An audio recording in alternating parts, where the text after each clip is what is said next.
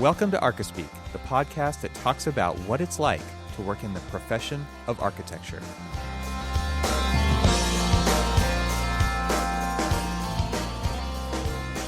Shall we get into the meat of the show here? So I was taking notes. So at first I started, taking them on my phone, and then I was like, let me go and just like watch it from start to finish to kind of like get the whole breadth of it. So I grabbed one of my notepads, and I used like the long reporter type notepads one. Your field notes. My field notes ones. Shameless plug. Just got not a sponsor. Not a sponsor. But hey, I should get them as a sponsor because But anyway, so I grabbed the notebook, and it only had like one page was actually written in it, and I was looking at it and looking at the notes. Looks like I just started construction administration for my Duke University project. And now, how long have you been on it now?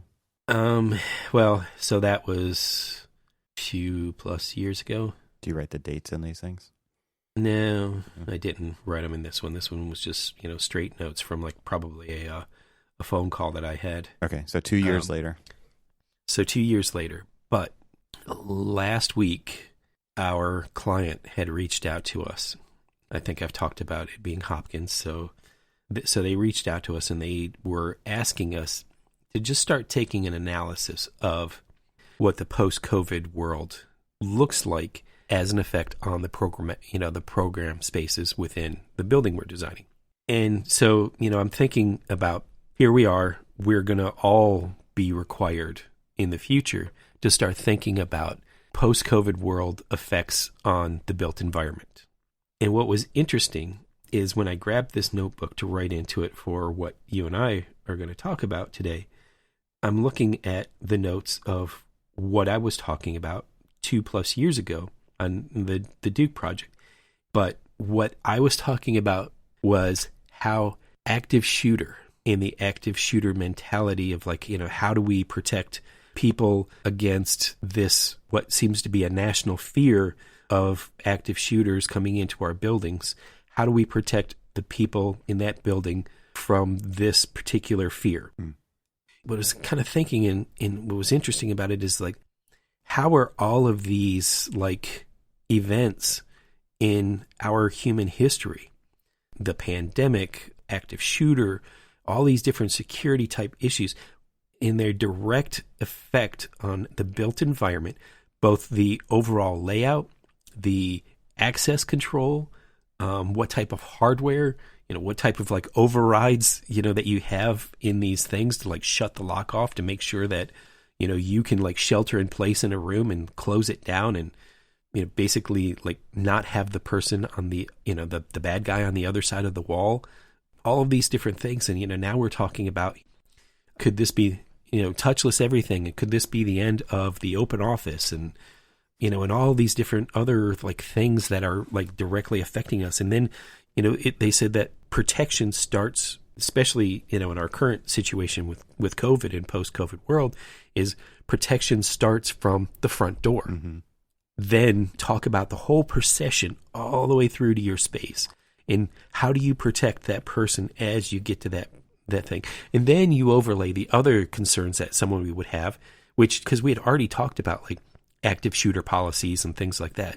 So you're just totally stacking more and more fears on top of how we respond to the built environment. And it's just, I only chuckle so that I don't go mad over what humanity has done to one another, to basically force architects to think about not just creating beautiful spaces, but beautiful spaces that we can completely protect ourselves from other people who want to experience beautiful places.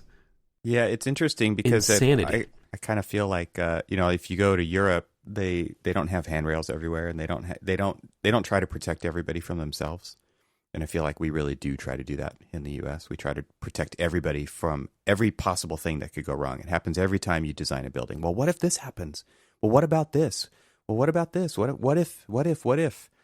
And it's how far can you actually go? I mean, basically what you're talking about is building bunkers at some point that are all on flat ground, never go up an extra story.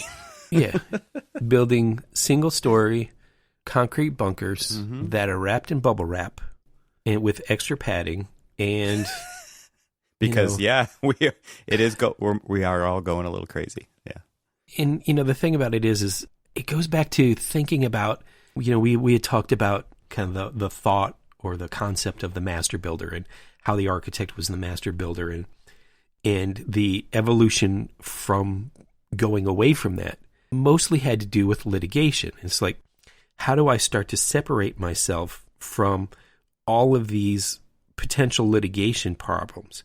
So now if I'm out there as the master builder and something goes wrong with the design, they blame me. If something goes wrong with the construction, they blame me. If something goes wrong with the electrical, they blame me. And so, all of these different things come back to blaming that one sole person. And so now they're like, okay, so how do I defend myself? So all I am now on the hook for is the design. And then we could find a thing to blame you about. Exactly. And so I don't want to design this, man. Let somebody else design it. Exactly. We're going to run from that responsibility as well. Right. And so, we're just... You have the algorithm design it so you can blame that, right? And I would say that's the way that the American architect has kind of evolved is, I always jokingly refer to construction administration or CA as missing one letter in the Y. It's the Y. Because it always ends up becoming a CYA, not a CA. Right. Because you're just saying, for everyone involved. Exactly. It's all these RFIs, all these ASIs, all these change orders, all these other things. Create that paper trail so that we can blame somebody. Yeah. Because at the end of the day, if the owner comes back and they says, hey, we need to sue somebody because this didn't do that. Mm-hmm. And the documents and everything else said that it was going to do that, but it doesn't do that. Who do I sue? Right. The collaboration, we always talk about the collaboration and how wonderful the collaboration process can be and, fully integrating everything. It always stops at bid. Yeah. And then from that point on, it's everyone for themselves. It's a low trust environment for sure. And think about what it could be. That to me is the thing. It's you've heard about it. You've probably watched it in a movie where there is a high trust environment, and you could imagine what that might be like and how different that would be. Right. If you are not good at documenting everything, and I mean everything that leads up to the point where trust stops, and then it's everyone for themselves, then that why comes into play even more so. It's a big Y. Big ass Y. Big Y. In both spellings. Yes. But yeah, so that thought process, I started thinking about that when I grabbed this notebook, and I was just like, that's what I was thinking about back then. Took us on a little tangent there. And it's almost like I may not be thinking about that specific issue and how it affects the architecture. It's another version. But I'm thinking of a different version of what outside forces are going to affect that architecture. Right. And, it's just so, wow. Yeah. Mm. So anyway, what are we talking about today, man? Concrete bunkers. Concrete bunkers. Single story concrete bunkers. I think you actually had a bunker in one of your past episodes of gift ideas for architects. I did. It's funny that, the jokes that I always make to kind of like make light of things just because it's truth helps maintain my sanity. Always comes back to say, told you so. Yeah. All right. Let's actually move on from the bunkers. Jeez. Yes, let's. That was your fault. That was my fault. That was your fault. That was my fault. I'm just trying to emphasize my why. Oh, man. All right. So we talked about watching Abstract: The Art of Design, the show on Netflix, season 2, episode 1, which is Olafur Eliasson, and the episode is called The Design of Art. And I love what I imagine that he actually titled this.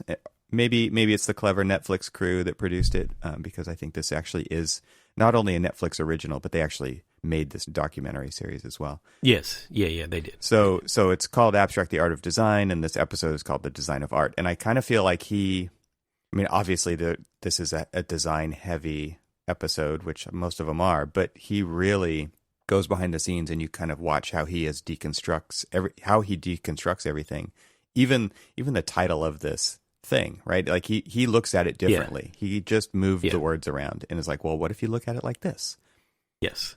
So I'll tell you that I'm kind of glad that when I started watching it, I had stopped watching it and then came back to it, because I was having trouble getting past the voiceover narration in the opening credits, where they basically kept talking about, to me, it was so very off-putting, because it was this presentation of an artist with such a very pompous kind of attitude towards, this higher expression of art and everything else. And maybe I'm way too cynical in the world. And so when they're like, this is the artist, who is touching art in the greatest global scale and all these other things, and how it was like kind of like building him up. And I always look at things as like, the more you build something up, the easier it is to fail. Disappoint. And easier it is to disappoint. Yeah. And so when I kind of hyper focused on the opening credits and listening to the voiceovers of different people throughout the episode that, then kind of come on and just like, oh, you said that. Oh, you said that kind of thing. Mm-hmm. From the very beginning, I kind of went into it looking like that. And so I was kind of, picture me with my arms crossed, like, yeah. Okay. Well, you were ready for the disappointment, right? Like show me. Right. And so I was a little like, you believe this crap kind of like attitude. And so I got into it for a few, and there was, and I appreciated what he was doing, but I had kind of somewhat of a negative taste in my mouth. And so I'm glad I stopped, and we went for a walk. Did a little reset. And I actually crashed out, went to sleep, woke up early this morning, kind of started the whole thing over. And I'm glad I did, because I sort of fast forwarded past that point and didn't have that kind of like resetting that kind of impression that I had about the art and the artist, and got rid of all of that, and then just watched the actual body of the episode. And it was so much better without that to intro. me, without the intro, because it set me up to just watch and listen and experience what he's trying to tell us, both in the episode and in the art. And it was so much better. And I was very glad about it.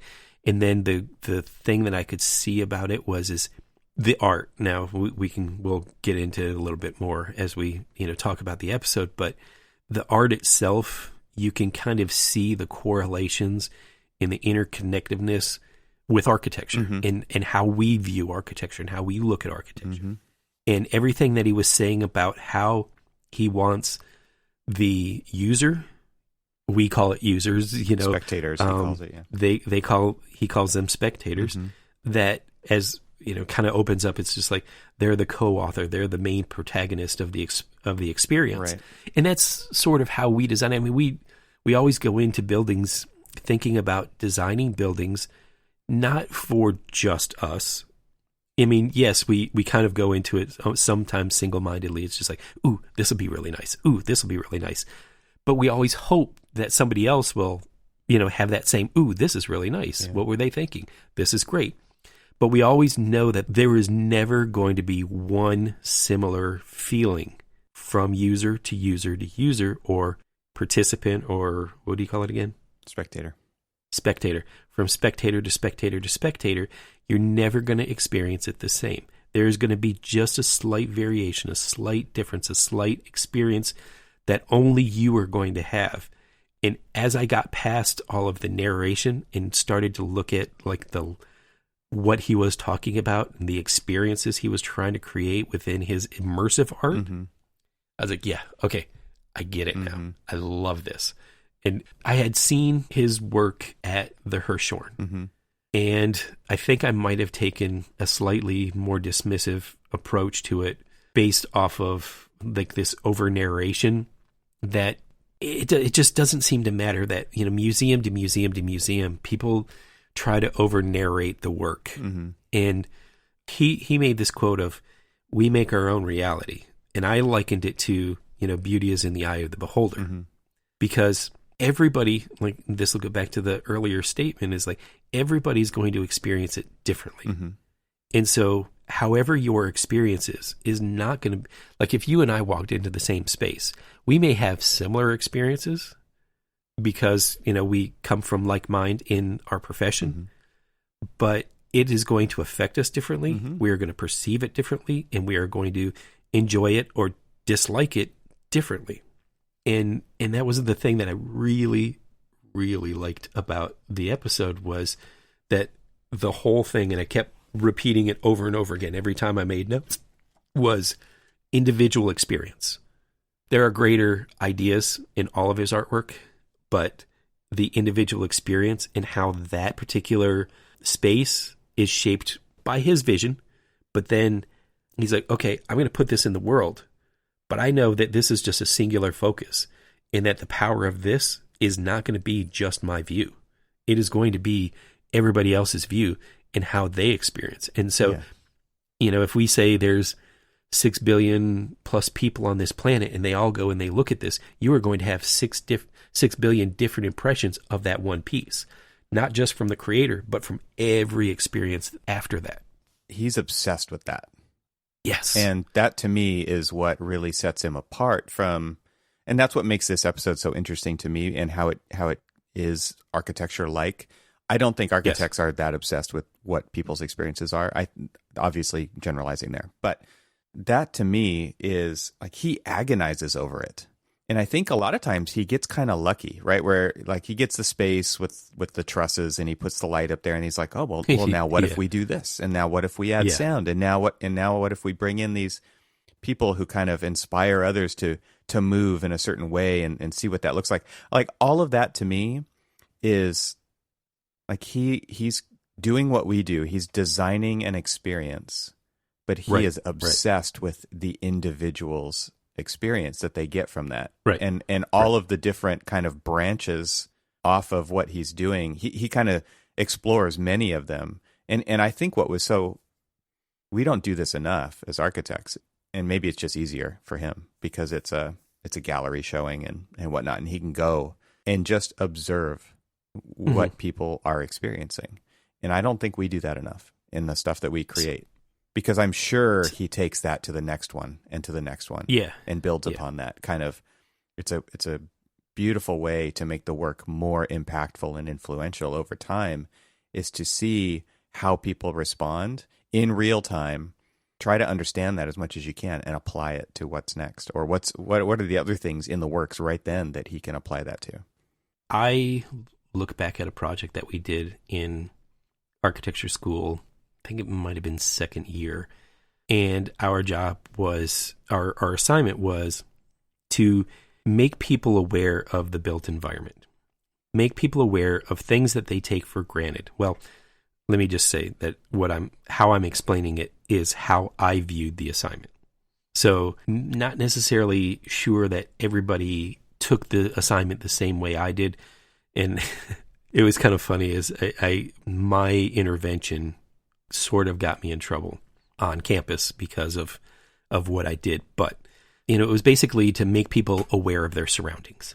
And so, there was a variety of different things. There was like these overpasses of different like little connector bridges between, a couple of different buildings that people would like put stuff up on the underside of it. And people would look up and it's like, ooh, this is cool and stuff. Well, I did a little bit more of a kind of an aggressive approach where I was just like, what is the one thing that people take for granted all the time? And if you take it away from them, how are they going to react? What are they going to feel? And what is this outcome? And so what was interesting about it is, so we've got in between the architecture building and this, the music building and the theater building, which are, kind of adjoined in somewhat same architectural language on campus, which is very different from the bulk of the campus, which is a little bit more traditional. And these were brick buildings, but they were big brick boxes with, thin cutouts and, things like that. And so we had this really wide set of stairs that connected the dorms and the music building and stuff to like the major, our building was sort of the portal from kind of like the just off campus to main body of campus. And so you had thousands of people walking through there a day. And so so we had this, really wide stair, probably about, 20 feet, 25 feet wide. I built something that necked the stair down to a single person. Mm. And then I also made sure that because there was opportunities to kind of like go around it and stuff like that, I kind of closed off all of those opportunities and forced people to go down this. And the anger that people had because I took away their common kind of just something that they do every day, mm-hmm. and that they're never aware of it. And I took it away from them and made them so hyper aware of the convenience that this one set of stairs gave them every day that they just never thought of. So you were the COVID-19 of your class. I was the... Thanks. Yeah. That's just hurtful. But yes, took away my daily pleasures. I took away their daily pleasures, but I made them aware that these stairs, and then so I kind of kept running the experiment a little bit more after. So before I kind of just like watched them kind of come through, and I documented it and I wrote it down, and that was part of like the early analysis of the project, and then I designed something around it, like I said, to neck it all down to just a single thing. And then to watch people try to force their two people walking up and down the stairs at the same time, which just wasn't possible. So you'd have to force somebody to back up and either like back down the stairs or back up the stairs. Negotiate. And they had to negotiate who was actually going to, no, you go ahead, no, right, you go ahead, right. kind of thing. I'm nicer than you. And then afterwards, I kind of kept watching it after that, after I took it out, because it lasted. I mean, I specifically put it up through the busiest time of the day, which, of course is what is going to, I knew when it was going to almost be empty, and I knew when it was going to be at its height of traffic. And in like the least occupied time, I put it up. And people were like, "What's this?" I'm like, it's just a quick installation. And I'm like, oh, interesting, and then just kept moving on. And so then I put it up, watched the anger level go from, oh, this is really interesting to, I'm going to kill whoever did this. Yeah. And so I kind of did like this little after action review, and people were just like, did you see that shit that was put up yesterday? I mean, God, that pissed me off. I was like, I was trying to get to a class and I was late for class. Yeah, I was going to say, you probably made people late. And I was just Nice. like, well, I was like, in a way, that was kind of my point, is I was like, how do you make people hyper aware of their surroundings, of the most common thing that they use, that they pay attention to the least? Take away the conveniences. Yeah. Take away the conveniences. Yeah. I'd actually told them that I was like planning on closing off doors and stuff like that too. And they're like, oh, thank goodness you didn't do that. I'm like, I don't know which one was better. Me pissing off couple thousand people trying to traverse through this one thing. And I think it was only up like maybe an hour and a half before people started to destroy it. And so it was destroyed. I didn't really have to take it down because people took it down. Yeah. It was storming the state capitol kind of approach that they did. Well, I think you took away my freedoms. I think what's so interesting about Eliasson's approach is that, he talks about early on just how color influences people, right? And he says, I love how he just says, enjoy the yellow, right? He puts the yellow on, enjoy the yellow. And he talks about how the color influence us, but big picture, that's what art is all about, is influencing. Yeah. And then later he goes on to talk about how there is no art without people experiencing it. So he talked about that first rainbow installation that he did with the misting water in the room, and it doesn't exist without the eye in the room. Yep.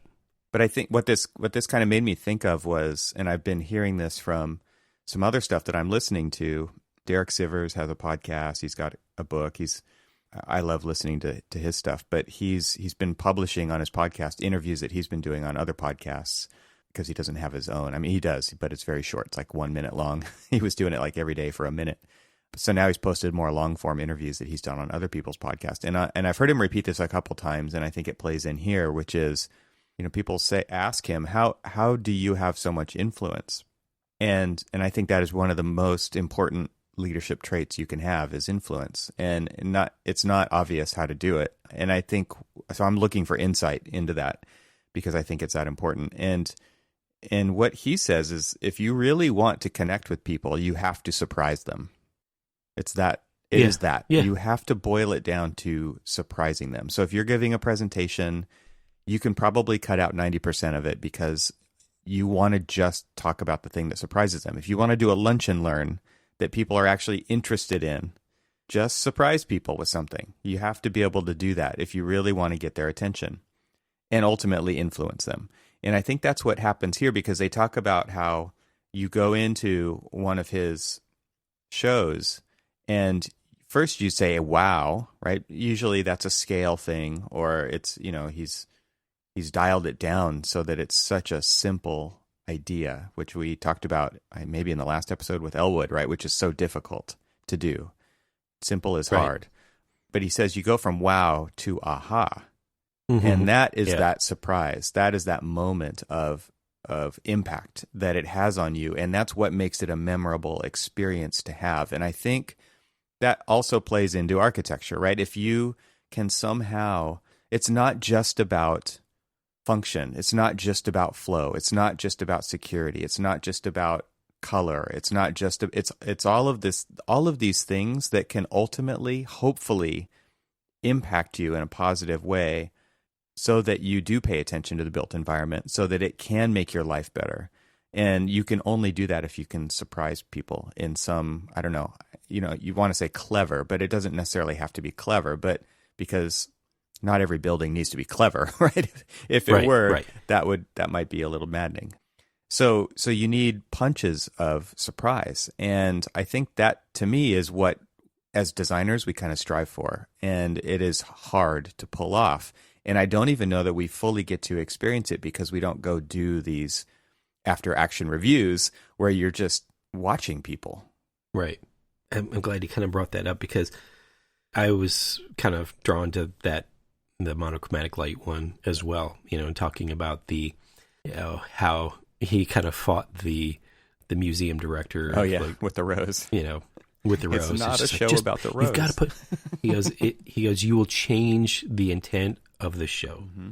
And he wanted to talk about the space, and then he wanted to talk about your experience and your perception of the space, but then also of you. He wants you to look at yourself. And how are you going to do that if there's something else in the room that is trying to get your attention? And what I found is interesting is because if you think about it, if you're like, meandering through that particular gallery and then you see these probably, dark black curtains that you're supposed to pass through, and then you've got this one moment, this one special kind of thing as you were talking about. We can't, like, especially like, with us doing public works type projects, you got to be good stewards of the budget. And they don't have a big budget. And so a lot of times we do, dumbed down buildings, but what we're always looking for is where are those moments that we can express something that will make this building feel far more special than just a series of CMU walls.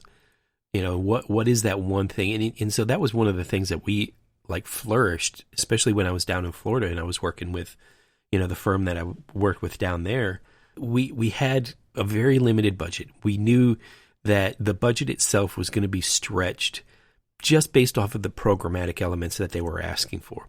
But, if you just do that, you're just going to have a dumb building that there's really not going to be an experience other than the activity you're doing, and there's no actual experience of the space itself. And so you almost say, okay, how do I look at the space themselves, and where are those opportunities to really take them out of just being in a rec center, mm-hmm. and making them being in a place that is a lot more than just that, mm-hmm. that function. And that was what we kind of found fun and kind of exciting about all of those particular projects that were so budget sensitive, that you can still do good architecture. You can still do good planning of spaces, with almost zero money, and also try to find those opportunities to really make special moments. Well, look what he's doing in his installations. It is that they're not expensive. It's about the space and it's about your experience within it. And he's doing that with light. He's not doing that with objects. He's not doing it with views of the outside. Like a lot of times, these are very introverted spaces. Yeah. Think about the Sphere project that he did for that LA gallery, and if you look at like the actual piece that he put in there, I mean, they're beautifully crafted. And things like that. And I'd love to have them hanging in my house. Wouldn't look as good. To get a bigger house. Wouldn't look as good. With all the crap. Thanks. With all the crap on the that hurt. You just busted on my house. I'm in the same boat. Save that for me. I'm in the same boat. Exactly. But anyway, but it was the experience of the space. I mean, you almost really didn't actually pay attention to the art piece itself. It was, how did that art piece change the space? And how do you experience the art piece and the change in the space? And those were the intents of the things. And I think those, as we were talking about, are how you perceive the space much differently, and how, as architects, we can look at things like that and look at the different perceptions. I kept writing down on numerous occasions perception and spatial awareness and individual experience over and over and over again. And we tend to bucketize that kind of stuff and say everybody's going to experience it like this. Everybody. Yeah. And it's so not true. Exactly. I mean, I loved how, he was talking specifically about how, like, they do these massive write-ups. They're like, this is what you should be looking at and experiencing when you go and you look at this particular piece. Yeah, over-explain he goes, it. They so over-explain it. And he goes, I want to do away with that, and I want to co-produce the narrative with you. Yeah. You're the one who is actually looking at this. You're the one who's in there. So I'm going to give you my narrative, but my narrative is not going to be your narrative. Right. And so I want you to co-produce it. And even if we never sit down and talk about what that space did to you and what you experienced and felt in that space, I want you to have a completely unique experience. Well, it's your experience. It's very respectful of the individual. Yeah, absolutely. It is not dumbing it down and saying it needs to be explained because you're stupid. It's saying, no, you're an intelligent person. You tell me what you got out of it. And I think that's true of a lot of art, right? That's true of a lot of music, which is also art. But, it's like, well, what does it mean to you? You'll hear a lot of artists say that. Well, explain, what's the meaning of that song? It's like, well, what does it mean to you?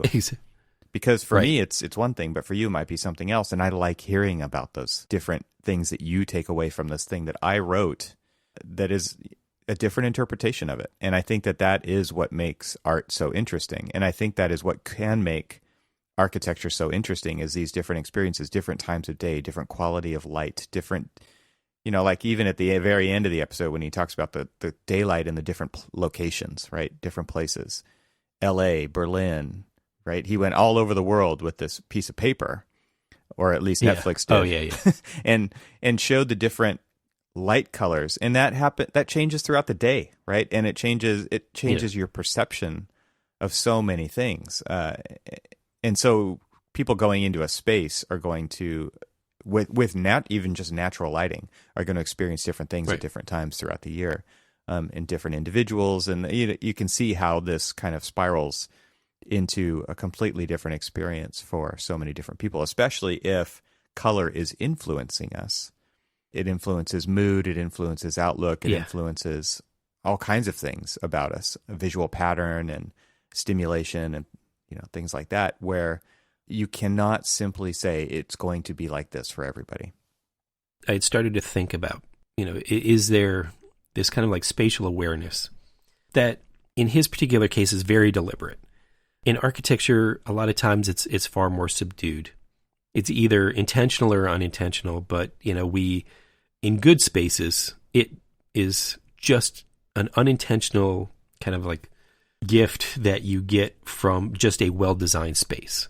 And as I was watching that, I was starting to think about, like, say for instance, the the courtyard designed by Foster at the Portrait Gallery in DC, where it is a courtyard that he basically was connecting two existing buildings.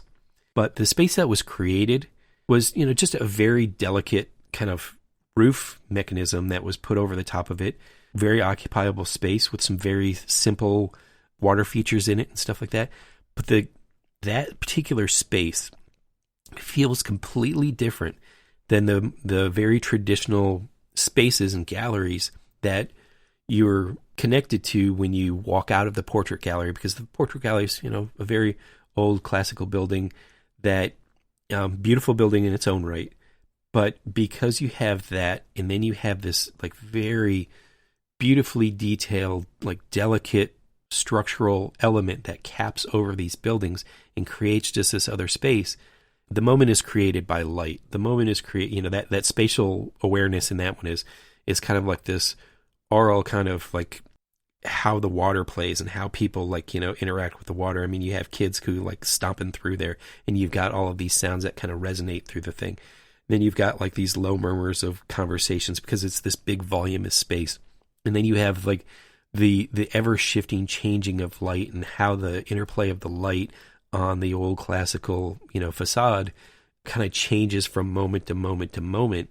And if you just sit there long enough to appreciate not only just the space itself that, kind of gives you a very nice respite from walking around museums that you sort of need to sit down sometimes because you're doing a lot of standing, or at least me, and that you need to sit down every once in a great while. But like these little spaces that are created that are just and I'm sure they spent a lot of money on this, and that's kind of not the point I was getting at. But what you get out of the money that you spent is just this absolutely beautiful experience that is this kind of compromise between architecture and nature and humanity and just light, and everything just kind of interplays beautifully together. And in a way, I mean, I'm hoping, and I'm pretty sure that Sir Norman Foster thought that when he was creating the space. But even if he wasn't, then I mean, it's such a beautiful,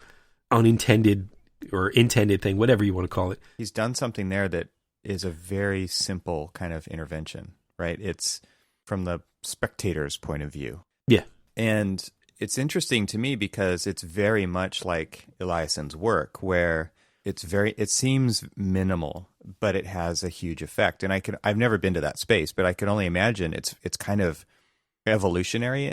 Like it goes to our roots of why we like certain things, which is like sitting under a tree in the savannah, right? And the shadow patterns that puts onto the ground and the rocks around us. I could imagine that being a really core part of our being. It's kind of like putting the fireplace in the middle of a home. It's still the most incredibly inefficient way to heat a home, but there's something about it that it comes from millions of years ago, right? It's not, we still do it for a reason, and it's because that is home to us, right? It is safety, it's security, it's heat, it's life, right?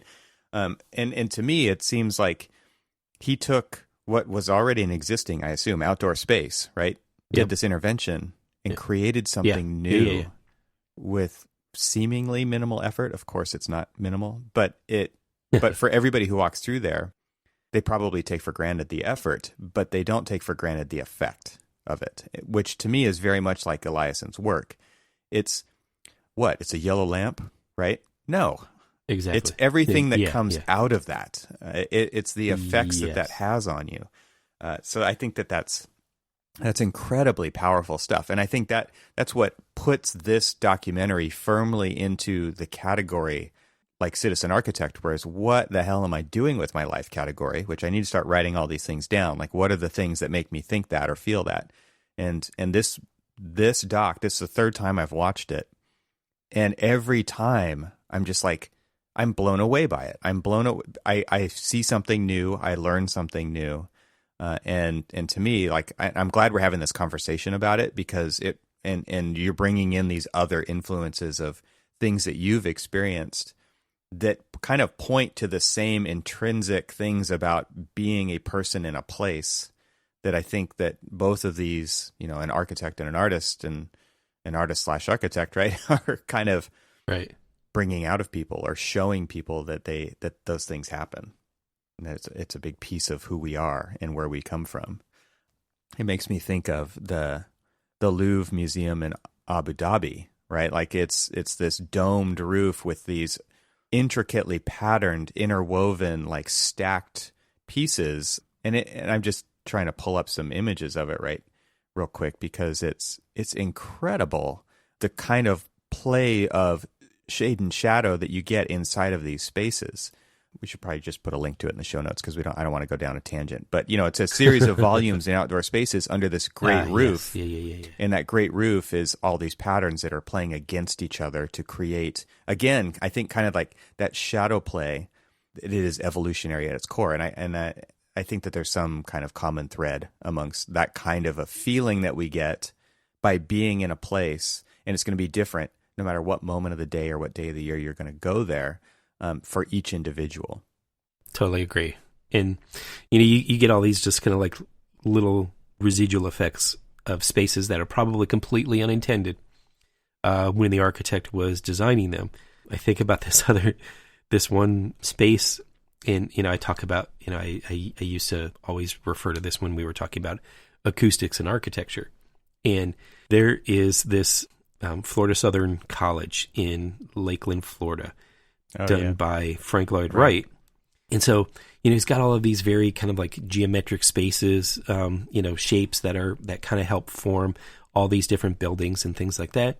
And he's got canopies that are, have kind of like cut open skylights. Then it goes to canopy, then it goes open, and then it goes to the face of the building. And the way that the building is kind of faceted, there are actually more than 3 different experiences, but there's these you're in the same space, but the closer you get to the wall and the further away you get to the wall, the space dynamics, both in sunlight, air quality, as well as like the acoustic quality, all completely change the closer and further away you get to the wall. People used to look at me like, "What? You're crazy. What are you talking about?" And I'd have to physically take them to the space and say, "Stand there. Just talk." Yeah. Stand there. Just talk. Now stand there. Just talk. What do you see? They're like, whoa. That's weird. And it's just like, see? And I even found that to be probably an unintended consequence at Falling Water. We were visiting Falling Water, and my son and I are over 6 feet, and, we're standing in a room, and the way that you've got a beam that goes across the room, and then the bulkhead drops, it basically starts to picture frame your view out to the river and out to the woods. But that effort that he went to picture frame that, there's a point if you stand in one of the bedrooms and overlook that view of the river and that view of the woods, that the acoustic change in that, it changes the dynamics of that space. And the docent that was in there had no idea that was like, I was like, "Come here, come check this out." And he's like, "What?" And it was like, "Stand here, stand here, stand here." And he's like, "I've never noticed that before." He goes, "I've given tours over the past 15 years here, and I've never noticed that." And like, and so, you're the architect who walks into spaces and stares at ceilings, just like me. I am totally the architect who's like, you're just observing everything. I am the one who just wants to see. I am totally spatially aware of all of the different spaces. Sometimes it's a little bit more critical, because I go in there and I'm like, why? And then there's others that's just like, damn. Yeah. Just damn. So what did you think about the whole segment on where his ideas come from? He starts just doodling on the page. I loved it, because as an artist, he has a very architectural kind of thought process in a way. He talks about, here's the idea. Here's where I want the idea to go. Here's this evolution of the idea of how I give words to it. And then once I get to that point, then I start to do modeling. I'm like, well, shit, we do that all the time. It's like he was trained as an architect from a very young age, right? It all goes back to his father and the artist. Right. And it's just, because the way that his father kind of just like asked him to just doodle. Yes. And just look play. Just play. Just have fun. Like, don't expect an outcome. Yeah. Just do. Like, have fun and then get to that. And then once that outcome occurs, you're like, oh, I didn't start that way, but I ended up there. Yeah. Now he says that the good ideas come when he works hard. Right. And that to me is I was just showing up. There's a great book on this process, and it's The War of Art by Stephen Pressfield, and he talks about turning pro. And being pro simply means you have to kind of overcome your lizard brain, which your lizard brain is the thing telling you never do things good enough, fast enough, cheap enough, all those things. And you have to overcome that by showing up every day and practicing. And so if Stephen Pressfield's a writer, so you just show up every day and you write. And this totally applies to any kind of artistic endeavor, right? Or if you want to be a musician and you want to be really good at an instrument, like you just have to play it a lot. It's not the Matrix, right? You're never going to download that program. And so you can see through his kind of lifetime of doodling where some of these things have come from, but you only get there by doodling, by doing the work. What was Stephen Pressfield's book called? There's one called The War of Art. He's written several books. The Legend of Bagger Vance is probably one of his more famous books that he ever wrote, but he also has written a bunch of other books just about writing and kind of how he... About the process. Yeah, how he does it. But yeah, I've read The War of Art. I think I've got it on Kindle. It's really good. It's a 2002 book. I need to. Yeah, he calls the lizard brain, he calls it the resistance. He's the guy who kind of coined that term of calling this thing that we all kind of innately have, which keeps us from doing things that we dream of doing. And he calls it the resistance. And you have to learn how to break through that so that you can get through those creative barriers. He has another book called Do the Work. So let me ask you this. So, he's talking about his process, and he kind of like talks about, like here's kind of like this initial concept, and here's kind of, I think, what might be the, intended outcome. But it's that journey between the two to really know whether or not that, kind of like intended outcome, the words that go with that solution are really kind of vetted through all of these explorations and just kind of like this ability to kind of like just play and go with the flow and be a little bit spontaneous with things like that. You've got to have an environment and a mindset that enable that to happen or that allow it. And that's actually where I was going is, do you feel like that is something that is completely foreign to architecture? Because no, that's what the studio is. Such constraints. That's what design studio has always been. Right. I think it becomes in a corporate environment, it is harder to make that happen. Or and that's, again, generalizing. There's no way to cover all the bases here because there's lots of studios where you are completely free to play, and it's a safe environment to do that, right? There's no one sitting there over your shoulder saying the client will never go for that, right? And I think this is one of those, I've talked about it before on the show when I think it was a YouTube video that Bjarke Ingels did, and he just talked about how, they did this ski slope on top of a recycling facility that blows smoke rings in a country where there's no hills. Mm-hmm. And it's a totally absurd idea. But that absurd idea would have never come out if they didn't have a safe place where absurd ideas are okay. Right. Exactly. And so in the end, people are like, it's fantastic. It's obvious. Why we've always needed this. And it's like, well, you can only say that in hindsight. It's really hard to get to that place where an absurd idea can become obvious. Yeah. See, and what's interesting, that you mentioned Bjarke was, I guess, because he rose to fame relatively quickly, at least in what we see in the architectural world compared to the glacial speed at which architectural profession adapts. Yeah. Exactly. And so I had a little bit of a cynicism and pessimism kind of directed to him. Maybe it was more of the like the project manager type brain of mine, or at least my current kind of iteration of. But the good thing about like watching that one abstract that kind of featured him from season 1 is, it kind of took a little bit of the mysticism. It's like, he doesn't just do this to do this. I mean, he takes the hard work. He does that serendipitous kind of process and really actually does all of the legwork for it. And it's not just this, haphazard, let me just throw some shit on the wall and see what sticks kind of thing and say, haha, art kind of thing.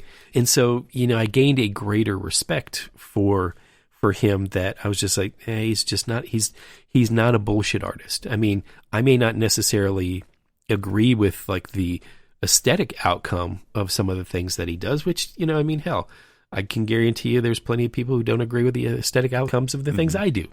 But again, that's not, we don't do them to just hope that somebody's going to like, hey, do you really like me? Because if you do, then you're never going to do anything. I mean, that was kind of like the whole like resistance. Yeah, totally. Yeah, is. Exactly. It's like my whole resistance to like publishing my art, like just my doodles and sketches and stuff like that. I remember early on, and when I was a teenager and stuff, and we would do all these art shows, and people would be like, "Oh, please tell me you're going to be putting something in there." I'm like, "Nah," And it was because of this resistance of like, what are people going to think about this? And funny enough, I mean, people actually seem to be relatively receptive to like stuff I can create, but I wasn't ready to deal with criticism. And so I blocked it, and I prevented it from ever happening. And then later on in life, I started to like free myself up from that. I'm like, who gives a crap what other people think about what you do? You're just doing it for the fun of doing it and the process of doing it and just the pure enjoyment that you get. Now, if somebody enjoys it, great. If they don't, scroll on. Well, yeah. Kind of and thing. actually, you don't have to publish it. I think the most important thing is that you're actually doing it. I think if people are asking for it because they've seen what you've done, that's an indicator. There is other people's kind of experience to be had from the art that you put into the world. But right. I mean, I publish a lot of crap, but I don't think that everybody needs to.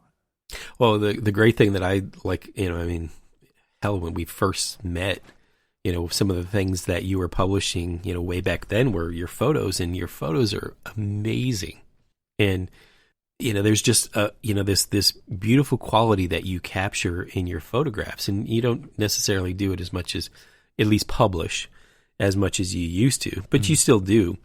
And the thing that I always looked at is like, I want to know his process.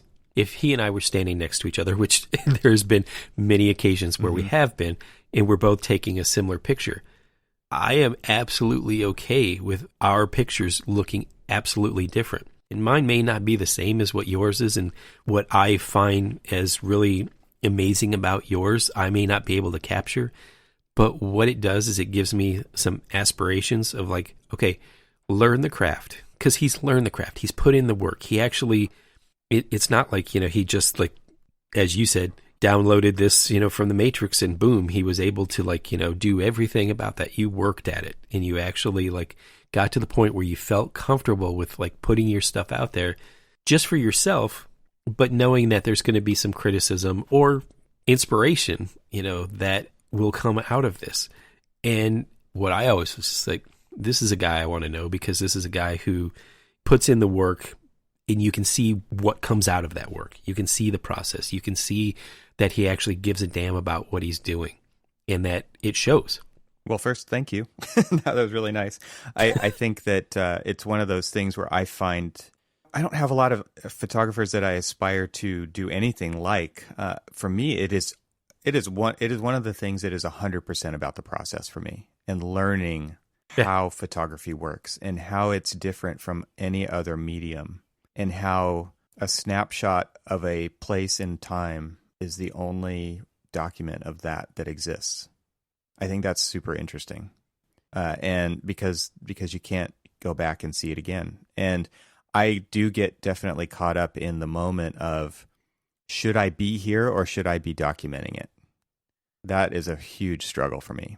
And I usually end up on the side of documenting it instead of being there then, which I really struggle with when I'm like on vacation or a trip or somewhere special, because I want to document it, but at the same time, I should just be there. So I struggle with that a lot. But to me, it is all about just like learning from the last time. And now it's really interesting to see my kids, my two boys who are really into photography. They've got cameras, and my son who just graduated is out booking shoots, and he's going trying to find interesting places. And what's super interesting about it to me is he does not ask me about it at all. He doesn't ask me how I do anything. He's doing the same thing that I do, which is figuring it out and doing the work. But what the opportunity that you provided for him wasn't like direct tutorials on, not at all. Ooh, can you show me how to do this? It was, you shared your joy for documentation. You shared your joy for capturing those moments of just your own personal experience and making that art. And the great thing about like my kids is all of them, they sit around and they doodle all the time. They draw and they sketch, and my daughter not only draws but she also like makes sculpture and everything else. And so these are just things that I didn't sit down with her and say, and this is how you put a line to the thing, and this is how you like shade and shadow and stuff like that. I mean, every once in a great while, they might come up and they say, how would you do something like this? How would you do something like that? And I might, say, okay, well, you do this. But most of the time, they see that I enjoy doing it and that they do it because they enjoy doing it. It's a lot like my dad and me with guitar. Right? My dad is an amazing guitar player, and I never asked him for a tutorial, and he never offered. And it's just one of those things where we both have this love. And it was the thing that you just said. It was like he simply provided the opportunity by being the inspiration. That was It's pretty interesting. Probably the same thing. I would say that my dad had a lot of health issues when he was still around. But, one of the things that he liked to do was take care of his own cars. And so, his just love of cars and love of just, doing that. I mean, he didn't sit around and say, hey, I'd like to show you why I love cars and why you should love cars too. No, I learned to drive by literally like looking down at his feet, and looking at his hand on the stick shift and all that other stuff, and playing through all of that in my head. How do you turn a wrench? What is a wrench? What the hell is, a box end? What is, what are all these different things? I mean, what does it mean to do it, to torque, down a bolt, and all these. He never taught me any of those things, but I watched him do it. I watched him understand. I watched him like actually give a damn about what he was doing. And so I was like, that kind of looks like fun. And, just through kind of sometimes the sheer need of being cheap and having this like, crap, I do need my oil changed, but I can't afford the $29.99 to go and take it over. So I'm going to go out and buy $40 worth of stuff to change my own oil. It's an investment. Exactly.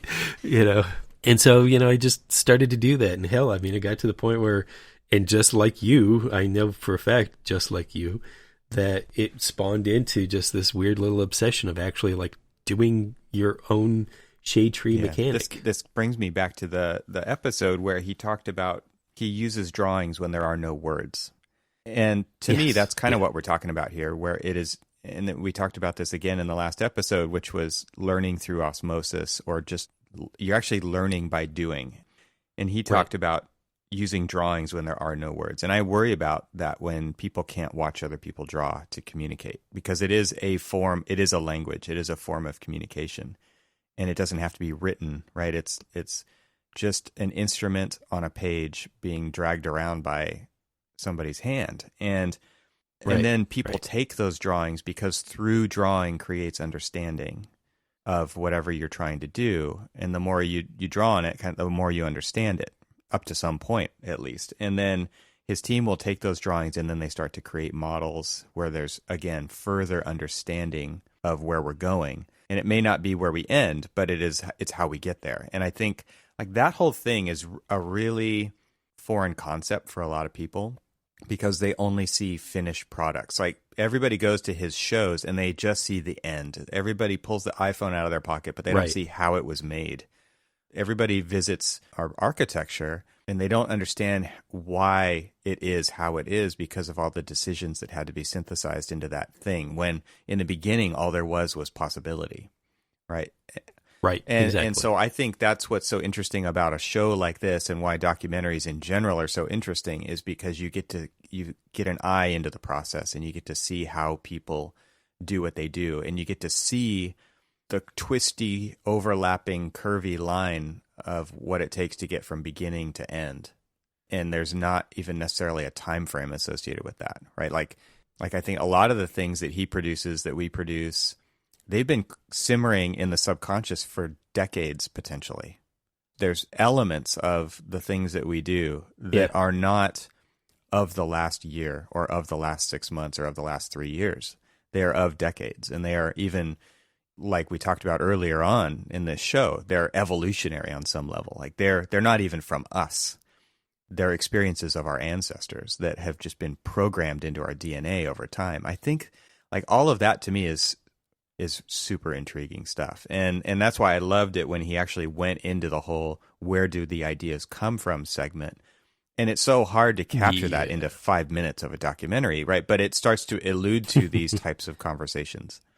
Yeah, absolutely. Absolutely. And I think you and I talked about it even on the last episode of like, you know, one of the things that we kind of fear about this potential evolution of the office and the way that we work from our current quarantine situation is that serendipitous moment of a couple of people sitting down over a piece of paper and just sketching and then over sketching and then re-sketching and just kind of like having that conversational chat. Because now, you know, I have found that some of the evolutions of some of the things that we talk about now, I will say that not sponsored by Zoom, but opportunity that Zoom does have is that with the, you know, with the annotate tool over the top of it. I mean, there were some things that we were able to do when we were talking about a specific space in the lobby. And as you kind of like enter into the lobby, I mean, there was the way that we were working on, you know, a specific space. It was just,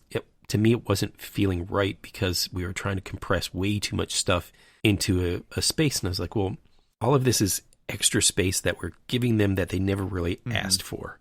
And so now they believe that they need it, but what we're ending up doing is we're not giving them one dynamic space. We're giving them two spaces. I'm like, I don't want to give them an space. I want to give them something. And I literally said it that way. I was like, I mean, we're giving them two spaces that are just like, all right.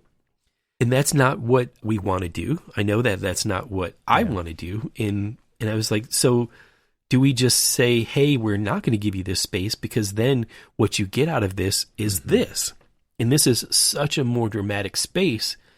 And they're like, well, you know, I mean, we got to go back to the client and tell them that, you know, they're not going to get these spaces now. Like, I would much rather them showing them the path we were going and showing them the path that we think we should go and let them make the decision. But we have to be very clear on what we're saying.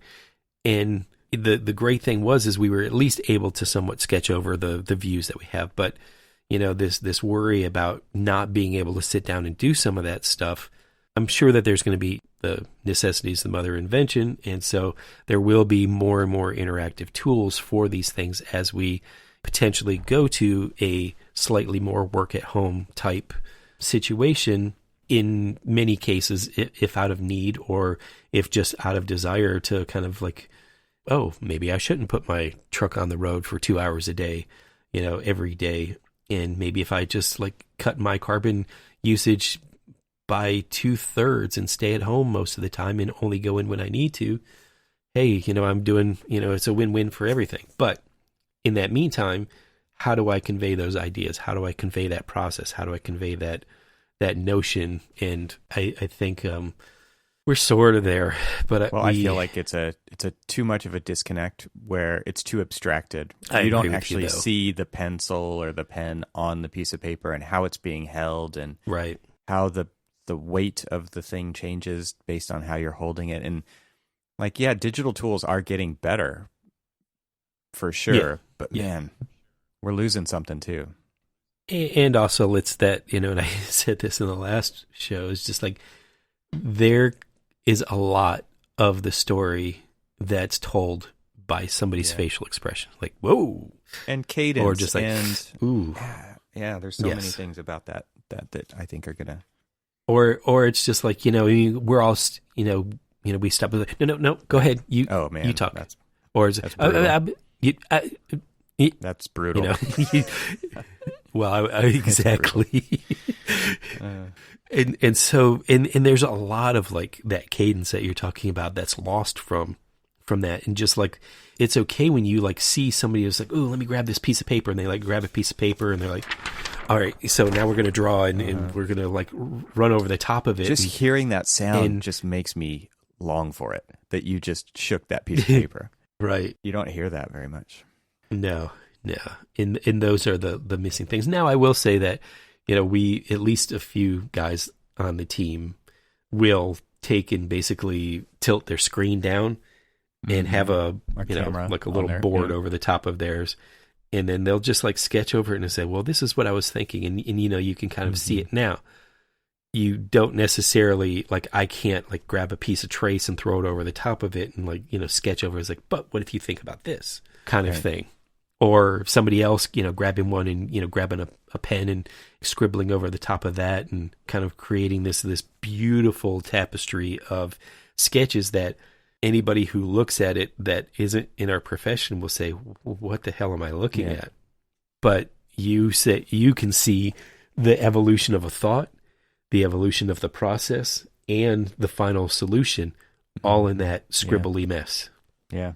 It's interesting too, because then it kind of transitions from, he says, we get obsessed with how and we forget why we're doing it. And so you can't just simply doodle all the time.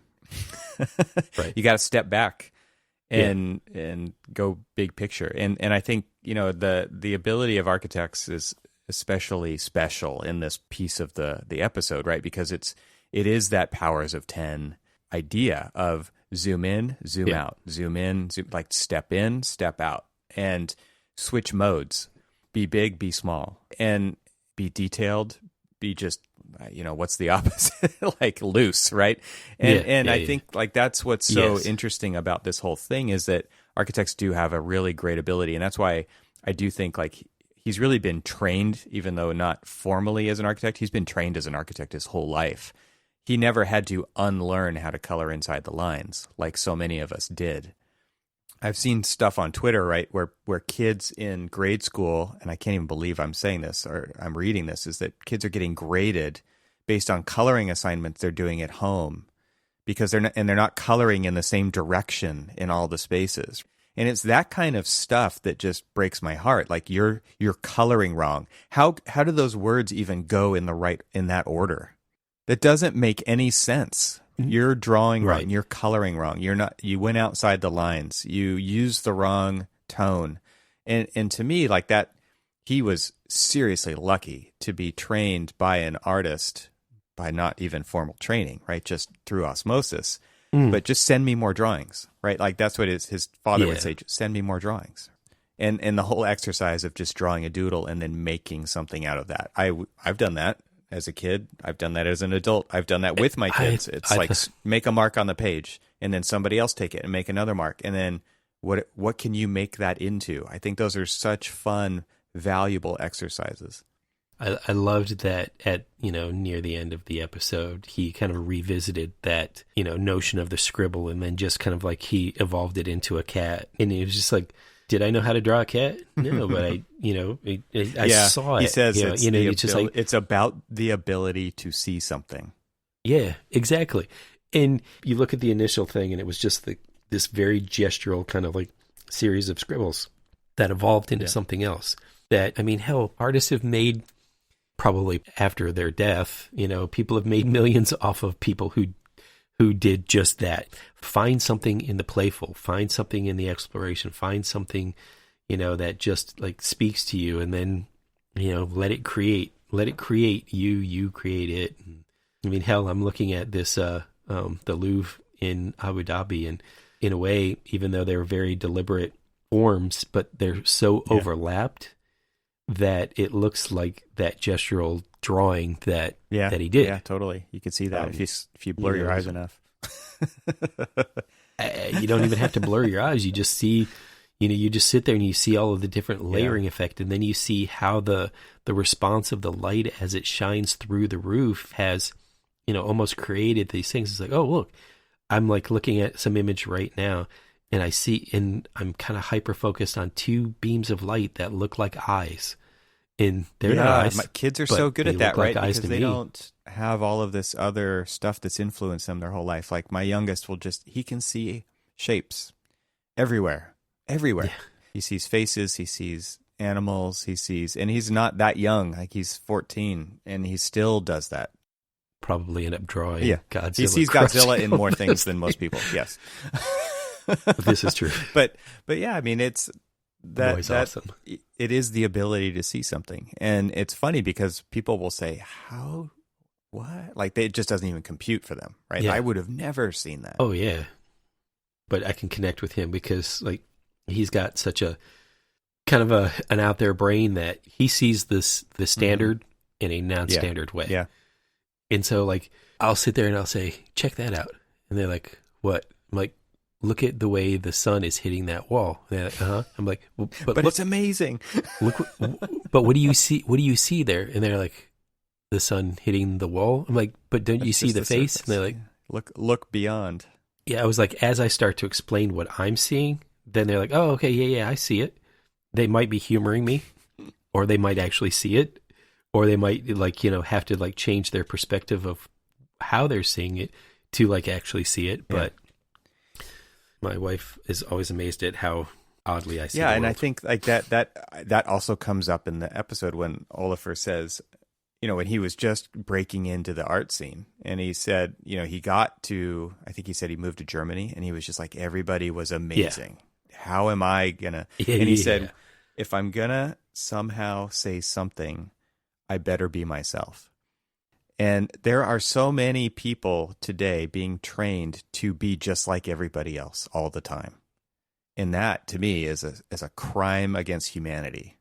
Mm-hmm. And that's when you say, my son sees things differently, and I immediately go to that kind of a quote, and I'm like, okay, so how is he being influenced to be just like everybody else? And how can I stop that? That's the difficult thing. Because so many times people are like, why can't you just be normal? This is a one-size-fits-all kind of society on many levels. Yes. Yeah, totally. And that is a crime. You're like, why can't you just be normal? And it's just like, why do you need to be normal? Yeah. There's a really good book. It's a very small book by Seth Godin called We Are All Weird. And it's all about finding your tribe of weirdos, because it turns out you're not the only one who has your weirdness. And you may have different combinations of weird than somebody else, but you share weird with a group of people. And the internet has made it possible to find those people. And so it's all about just kind of finding your tribe, right? Finding your small group of weird and making stuff for that group. And not trying to be everything to everyone. I think that's really one of the downsides to the whole capitalism and everything, is just you've got to scale, and you've got to get it bigger, and you've got to have more, and you've got to do better than the last time, and all these things. And really it's kind of self-defeating, right? Because that's what really brings out the bland in things. It's like, okay, well, let's just make it more efficient than we did the last time, and let's go slightly better than the last time, and let's go slightly bigger, and we can't go down, we have to go up, and shareholders and all these things. And it's all about the machine, and it's not about the art. It's not about the connectedness. And so I think all of that kind of does, I start to go down those paths. And that's the way my brain works, is thinking about how can you kind of maintain your point of view and your independence, and what makes it different than everybody else's, and put that on display and make the world a better place through that. That to me is a super valuable thing to try to find in your life. And why is it so damn hard? You've got so many of these other things fighting against that. It makes it really difficult. And so I think when I watch a show like this and I see somebody who has been successful in doing that, he has no direct influence over my life. He never has. I've never experienced his stuff. But when I see into his process and what he's been able to accomplish with it, I seriously have the FOMO, right? I feel like that's why this fits into the what the hell am I doing with my life category, is because he's been so successful at not giving a shit about what you think, what he should be doing. It is seriously about self-expression, and he has honed that over the years to make valuable experiences for other people. But that to me is where he really does stand apart from so many others. It's a joy to watch that kind of thing. And I love it. He walked into one of his studios, and studios, plural, right? He's got one in Iceland. He's got one in Berlin, and who knows where else. But he says something doesn't have to be successful in order to be quality. Oh, thank you. I totally wrote that down, too. And when he's saying that, he's walking into his studio, and there's this big framed thing over the doorway where he walks into the studio, and they didn't point it out, but it's there. And it just says, take your time. Yep. Yeah. Yes. It's one of those, like I said, I'm glad I watched it and fast forwarded through the I guess, perception changing narratives that I had at the very beginning. Because when I came to it with my own kind of perception, it was exactly what the intent of it, not only the episode, maybe not, but at least his artwork is come into it with your own perception, with your own experience, be spatially aware of you and don't worry about what other people say. I guess that's kind of one of the weirdly, I kind of likened that narration to how people kind of like deem who is a starchitect and who is just an architect is, kind of through this perception of like what is great and what is not. And we all kind of like sit around and lament about, sure, I could have done that if I had the budget to do it, kind of like attitude. And maybe yes, maybe no, but who are we to crown, somebody greater than another? And I think that's always some of the turnoffs to me is like, yeah, you might be great, but are you? Yeah. Are you really? And I was like, let me be the judge of what is good and bad, because and it's only judging for myself. It's not me running out and saying, hey, Evan, see this guy right here? He's great. And you should think that he's great too, because I think he's great. And you're like, I think he's shit. And I don't know why you're telling me that he's great. And so, or yeah, he's great, but he's great because not because of why you think he's great. I think he's great because of why I think he's great. And that is actually probably a little bit more of, something that I would find a little bit more acceptable. And like I said, I seem to be a little bit pessimistic on people's views of what is great and what isn't. I was like, just let everybody else figure it out themselves. And so it kind of runs back to the Seth Godin book of like, we're all weird. Let's find our own, what we find enjoyable. It was a really enjoyable thing to watch. I absolutely loved it. And I'm kind of glad because now I have to I think I'm going to watch it again for sure. I think I need to wrap up my eldest and sit down with him because, I think these are kind of the distractions that he needs right now because, he's just, he finished his first year of college. Dang. Crazy. Yeah. And it has been very stressful for him and kind of almost a little bit disillusioned by the whole experience because, he's like, I was kind of hoping that college would be something that I can expand my mind and not just expand the same concept of people telling me what is right and wrong and let me try to figure it out for myself. And so that's life, been, man. I was just like, yeah, absolutely. And I think it's so, apropos to like what we've been talking about, but just also it's like, there are times when you're going to have to almost accept, the constraints that people put on you. But then there's, times where you can buck and fight those constraints. It wasn't until third year of architecture school for me where it actually clicked and I actually had that change in point of view. And I think, if it's any consolation for him is that some of these things do take time. You kind of have to get through some of the muck to get to the good stuff. Yeah, and I think that's one of the things that's just the hard challenge. And obviously, as a parent, it's the hard thing to do is like sometimes you got to trudge through. Sometimes, you've got to like fight in the trenches to understand why the trenches might not be for you. Well, and the instant gratification is real. Like people want it. And the delayed gratification is where the real fruit is. And so, it's hard to tell people to wait, but sometimes you got to wait. Sometimes you got to wait.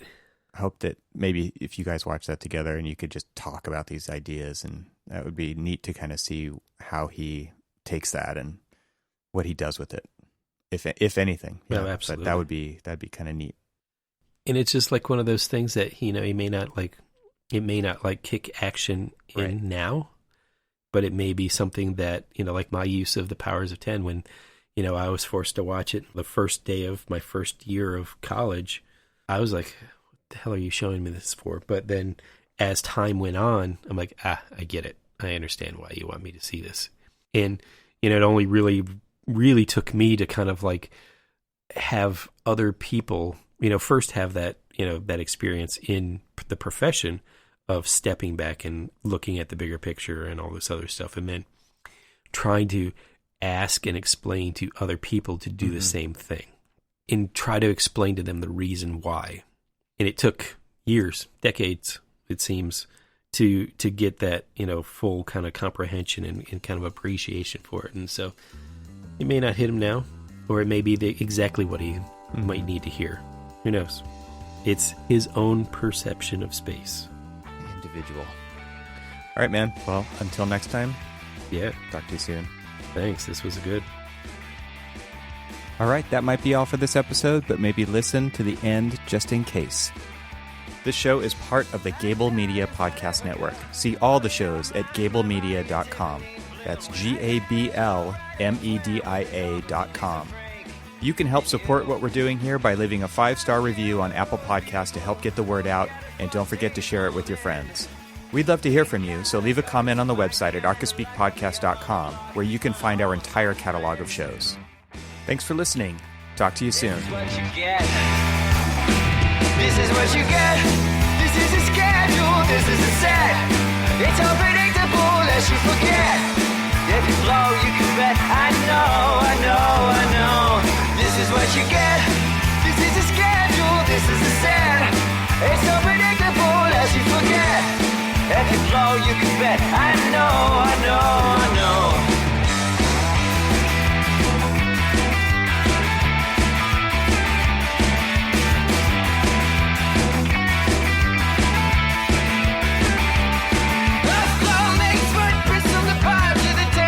Top to the basement. Blow by blow, kinds of steel, very real, very dark, but it's still very dark body. Paper, scissors, sister, preach, deep, open the reach, fast and abs. Back jumps on pages after still the race and new tool and a toy pool. And this is what you get. This is what you get. This is a schedule, this is a set. It's unpredictable as you forget. If you blow, you can bet. I know. This is what you get. This is a schedule. This is a set. It's unpredictable as you forget. If you blow, you can bet. I know.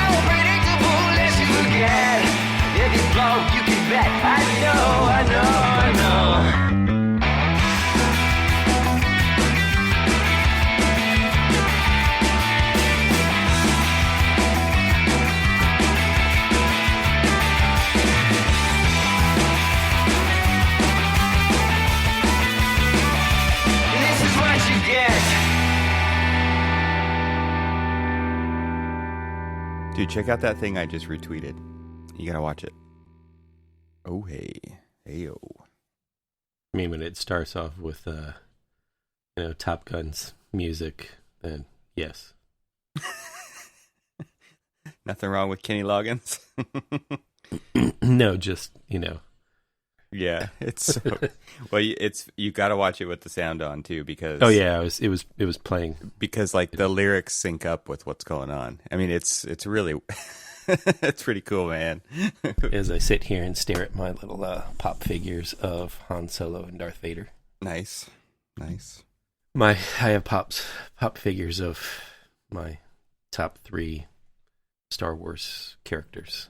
Probably good to just keep it in top 3, otherwise you'd have a lot of those things. Yeah. No, I did. However, buy my wife her top 1 Star Wars pop figure, which took a very long time to get. Which one's that? I bought it. Chewbacca? I bought it for Christmas of last year, and it didn't show up until basically start of just because I guess it was pre-orders or whatever. It was Baby Yoda. Oh, a newly created favorite. Wow. But she was just like, it's so damn cute. Yeah. And so there's a whole documentary now, like how they made The Mandalorian on Disney Plus. I haven't watched it, but yeah, it's good. It's actually a series now. Oh, okay. First 2 episodes are out. They've got the first one was the directors, talking about the directors and kind of like their inspiration and how the whole thing got started, and Jon Favreau's kind of involvement as creative director and producer, and then God, what is his name? Filoni.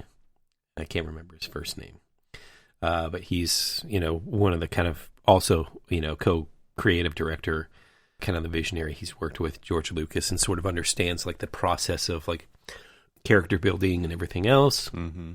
And so it's good and it's engaging. And then they actually start to get into, the second one was a little bit more like character driven, talking about like the evolution of these new characters and their add to the thing. And then kind of how they just through certain little things, whether they're stories from the books or like envisioned like, okay, while that was going on, this was going on kind of thing. And, it is kind of cool because I've since, the last trilogy had finished up, I went and I read a bunch of the books, basically just like all of the different Sith type books.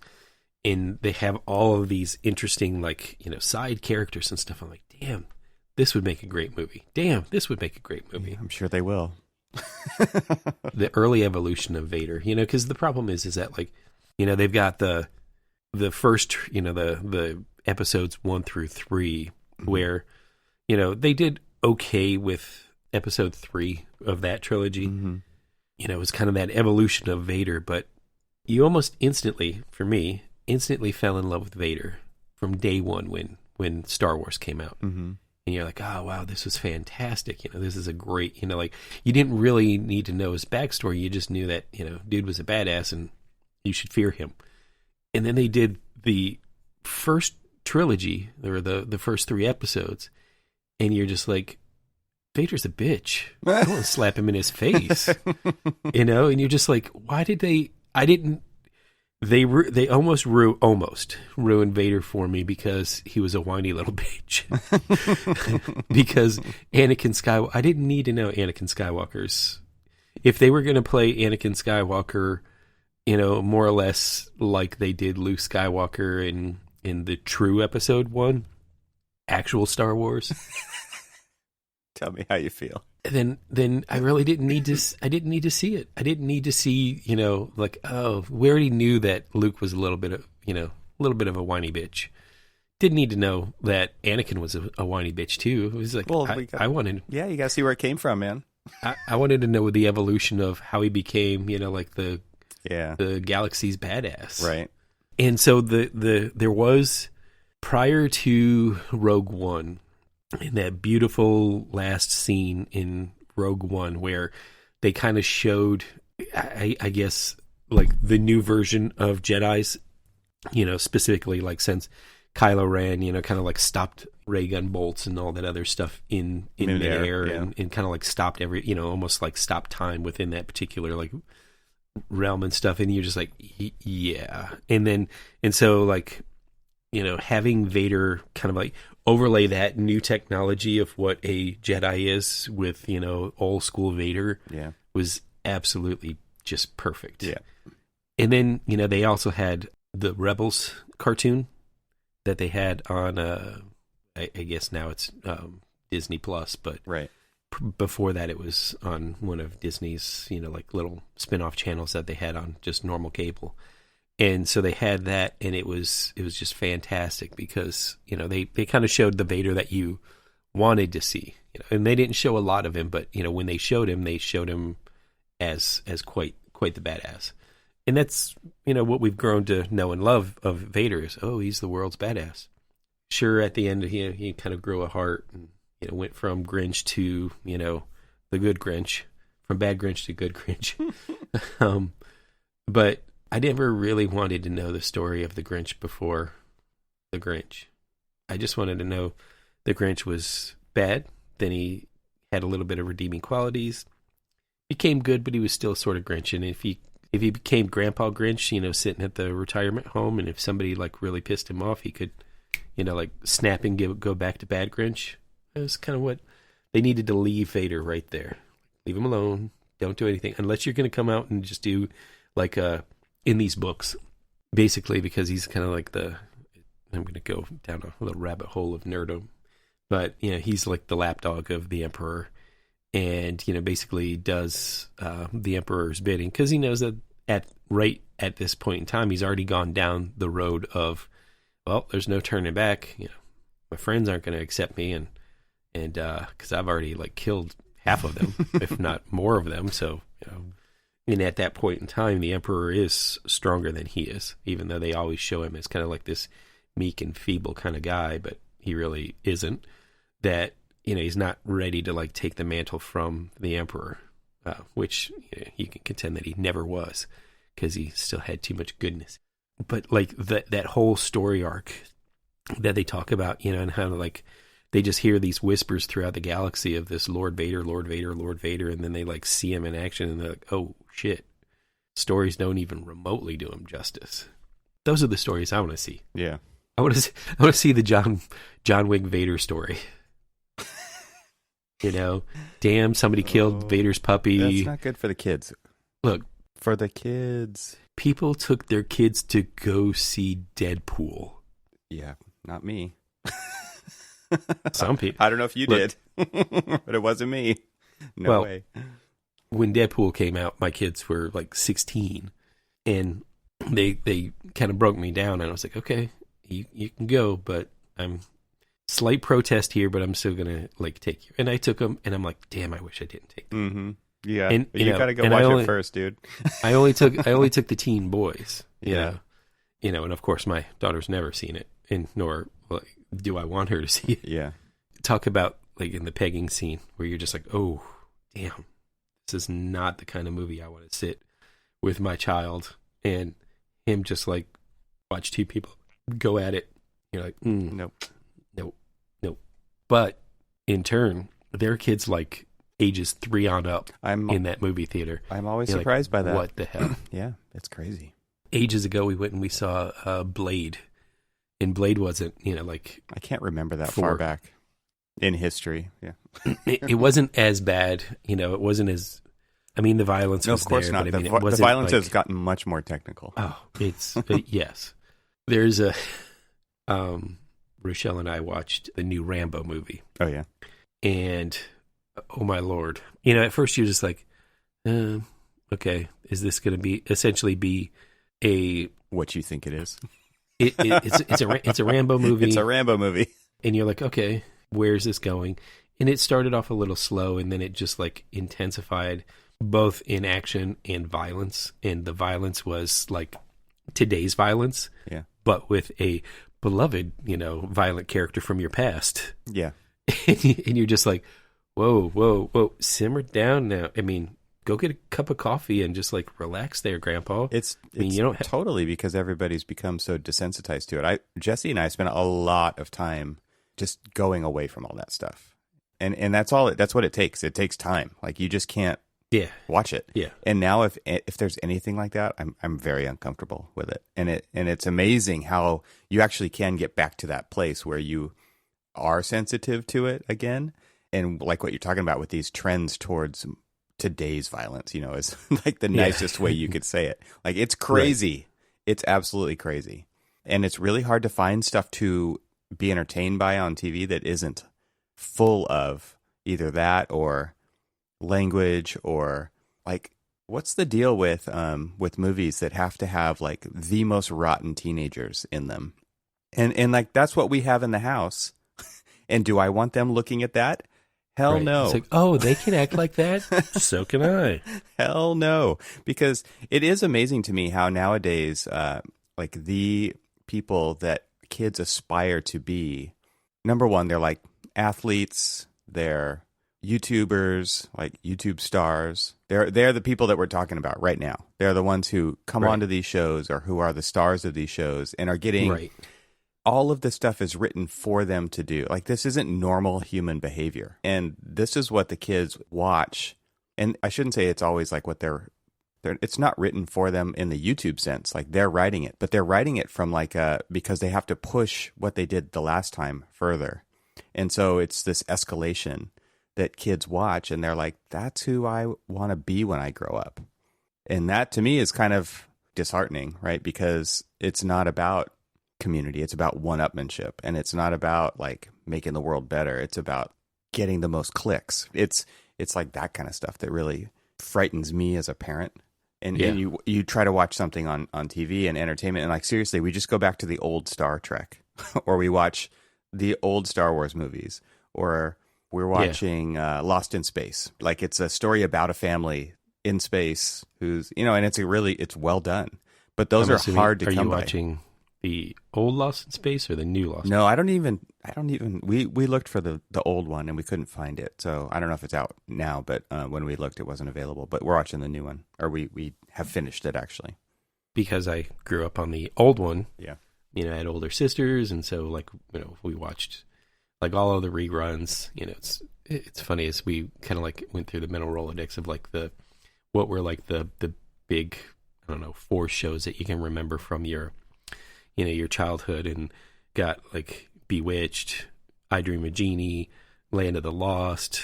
We're going to try to find Gilligan's Island, things like that. Yeah. Gilligan's Island is on, you can find it. We bought a Roku TV. Yeah. Because we needed to replace a TV, and like the cheapest one came with Roku, and I'm like, wait, this is actually not bad. But so like Roku has got like all of these like free channels. Oh yeah, right. And some of them show like all of, it's like Bonanza and all of those other ones. Right. And you're just like, whoa, these are, it's cool that they're there, and it's cool. And then you go back and you rewatch them. I'm like, I'm leaving these in my childhood. Yeah. My memory of them is better than they actually were. Because I will tell you that I was a massive fan back in the day of Land of the Lost. Yeah. If you go back and you watch Land of the Lost right now, and you're like, wow, a little disappointing. This is bad. And even like the remake, which sort of pokes fun at it with Will. Am I blanking on his name from SNL? Oh, Will Ferrell. Will Ferrell. Thank you. Wow, is that really that hard to remember? Apparently, it seems so. But even that one sort of like pokes fun at it in a way. But of course, with much better graphics and CGI and the Slee Stacks, like Slee Stacks were my jam, man. I loved like the Slee Stacks and used to draw the Slee Stacks all the time. And then the newer Slee Stacks were like, these are great. But you go back and you like watch it and you're like, oh, yeah, man. Yeah. And then of course we kind of fell down a rabbit hole of like, what are some of the other TV shows? And my wife's like, you remember Great Space Coaster. And so you pull out the Great Space Coaster. And of course you've got to start with the opening song. Yeah. And then go through that. And then by the time like 10 to 20 seconds of just the opening title like clicks by, kids are like, I'm out. Yeah. They won't even give it a shot. My daughter is completely creeped out by the puppet. She's not a big puppet fan. She was never a Muppet or a Sesame Street kind of, she was never a big fan of any of those. And so funny enough, like, when she does her like little crafts and she does these great like sculptures out of like this puffy clay that she's got. Yeah. And they look kind of like some of those, but in a slightly creepier way, just because of how she makes them. And you're just like, how do you not like watching this, but you make these? It's like, there is no connection Does between not the compute. There was some cool Twitter threads going around about like top 5 TV theme songs from your youth, you know, and it was stuff like Family Ties and Growing Pains and stuff like that. And I was just thinking like, like Three's Company, Gilligan's Island, the A-Team, Magnum P.I. My mom and I used to like watch, we would have like our own date to watch A-Team every week or Magnum P.I. And it was, because nobody ever died in those shows. But there was lots of machine guns. The best, one of the ones that I can still remember the words, and in the other day, probably halfway into where we're at right now, I hunted down and watched the pilot episode, which was actually it was a 2-hour pilot, and it was a lot darker than the actual series, and it didn't have the title song. But then, like, every other one after that had the title song. It's like they just weren't ready in time, or what? Oh, yeah. Greatest American Hero, man. I remember that. Bam! That was amazing. Because they had the music, but they didn't have the lyrics yet. Wow. Maybe they just didn't want to spend money on that in the pilot yet because they didn't know if the show was going to make it. Sure. They wanted to make sure if it was going to stick or not. And that show was so good. I remember that when I was maybe 5 or 6 when that came out, and we used to like go to the babysitter's house when my parents would go out, and that's the first time I ever remember watching that show. And it was so like, it just drew me in, a normal guy. Yeah. Exactly. Yeah.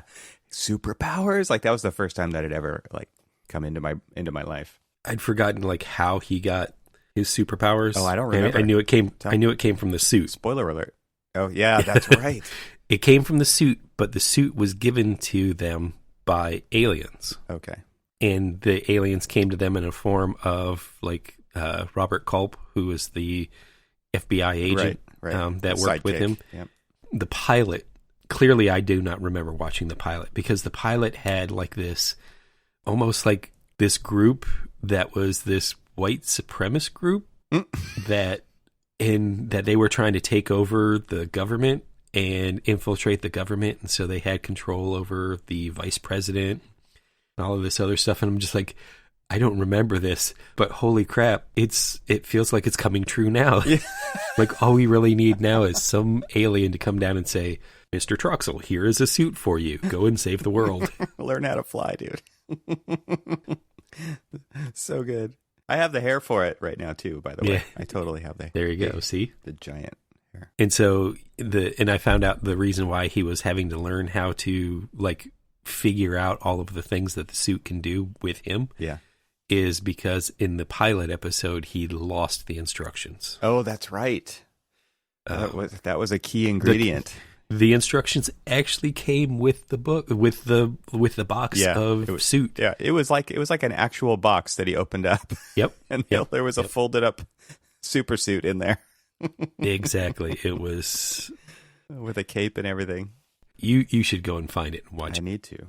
It's just like it's you got to watch it. You've got to find it. 1981. I was 11. I was 6. My hearkening back was correct for once. So what's funny is that your perception of that was completely different than my perception, because I had 5 more years of worldly experience. Yeah. I mean, I was in first grade, right? Yeah. Totally different.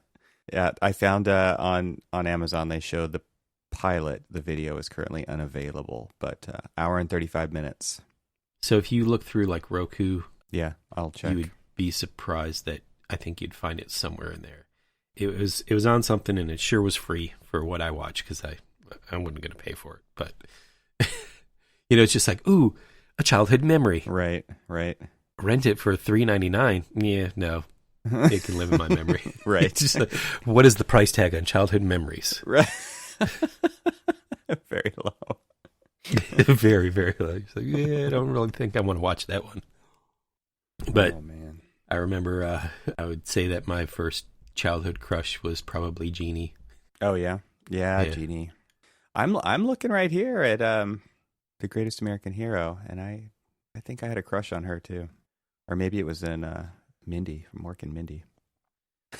God, I remember all those shows too. It was just so. And then, we were looking at other puppet related TV shows from the 70s that you definitely know the producers and the creators were high as a kite when not only they pitched it, but they directed it. Come on. HR Puffin stuff? Really? Oh, man. HR Puffin stuff. I mean, they somehow, some way that got past everybody. And people are like, hey, sure. I don't know what all of this means, but his name's HR and, his last name's Puffin stuff. And that sounds very British. That's awesome. That's awesome. I'm trying to figure out what the heck. There must be a meaning behind the symbol, the alien symbol on the front of the suit. Oh, yeah. But I guess I'd have to rewatch the whole series to figure it out. It's such a good song. Do you really want to go song. through that? It's just playing in my head right now. So good. Yeah. So when it came on, the pilot came on, and that's when we realized it didn't have the lyrics because the music came on, and my wife and I started singing it. And of course, my daughter's like, "The heck's wrong with you two?" And they're not even singing. They're not even singing. And But we're you singing guys somehow. This is like one of those musicals where all of a sudden, all of the different families who are fighting with each other know the words to the same song. And they start singing it. And it was totally ingrained in our head. Yeah. That's great.